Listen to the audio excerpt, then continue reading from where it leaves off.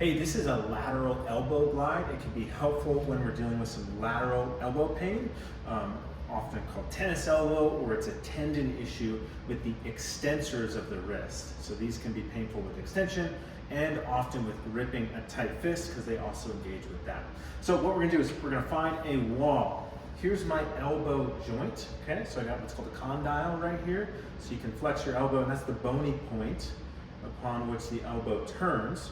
So we're gonna put that elbow joint kind of just the wall, it's about right there. So I got a wall, so my elbow joint is just off the wall. I'm not on the bone, but just off the wall.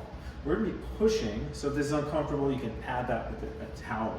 Then I'm gonna go with a straight arm. Here's again the crease of the elbow. I'm gonna come about 2 fingers width down from that. So I'm right here. In the web space of my hand, I'm gonna push laterally, or that way, okay? So I'm not just hyperextending my elbow, I'm close to the joint and I'm pushing that way and down a little bit. So pushing that way, a little rotation. And then I'm gonna squeeze my hand. This should hopefully be less pain than if you squeeze without it. So you can squeeze and ooh, that's a little painful. And then I'm gonna apply this glide, squeezing, and that can often improve the pain because we're changing the orientation of some of the structures.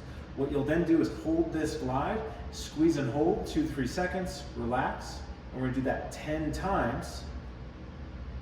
And this can help to treat this lateral elbow pain or this wrist extensor tendon pain, all right?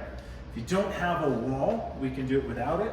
So I'm gonna push in the same spot, but I'm gonna squeeze my shoulder blade back and try to hold my upper arm in one position. I'm gonna push, and then still squeeze. I have a little bend in my elbow here because that lets me get a good grip on it. If I'm straight, then my arm just kind of moves.